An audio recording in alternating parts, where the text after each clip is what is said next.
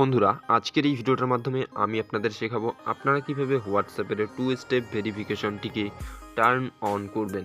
So বন্ধুরা, turn on করাটা কিন্তু খুবই জরুরি। সো হোয়াটসঅ্যাপ হ্যাক থেকে যদি বাঁচতে হয় সেজন্য কিন্তু 2 স্টেপ ভেরিফিকেশন করাটা খুবই জরুরি।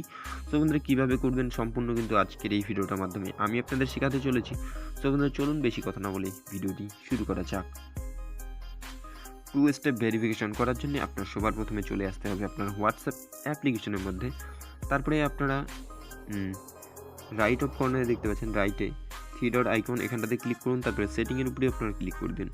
সেটিংয়ের উপরে ক্লিক করার সাথে সাথে আপনাদের সামনে এ ধরনের একটি ইন্টারফেস চলে আসবে। সবার উপরে আপনারা দেখতে পাচ্ছেন অ্যাকাউন্টের একটি অপশন, এখানটাতে ক্লিক করে দিন।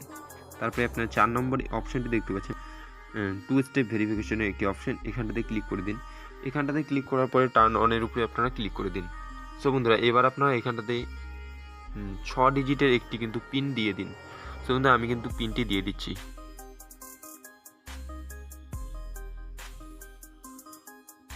সো বন্ধুরা, আপনারা দেখতে পেলেন এবার আপনি যেই পিনটি দিয়েছিলেন এবার কিন্তু সেম পিনটি এখানটাতে আপনার আবারও দিয়ে দিতে হবে।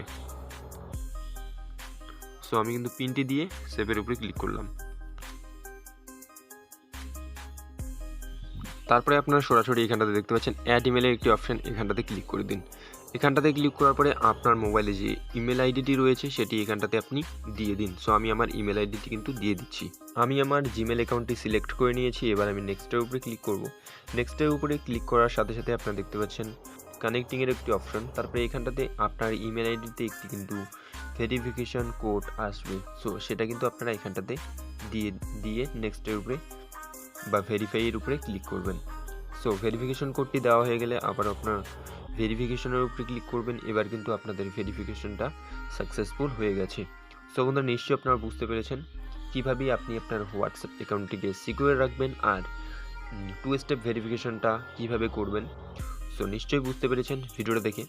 আবার যদি আপনারা চান টার্ন অফ করে দিতে অথবা চেঞ্জ পিন, যেই পিনটি আপনি দিয়েছিলেন সেটি যদি চেঞ্জ করতে চান তবে অবশ্যই কিন্তু আপনারা খুব ইজিলি করে নিতে পারেন। ভিডিওটা দেখে আপনার যদি একটু হেল্প হয়ে থাকে তো প্লিজ ভিডিওটাতে একটু লাইক করবেন। চ্যানেলটাতে নতুন হলে চ্যানেলকে সাবস্ক্রাইব করতে ভুলবেন না।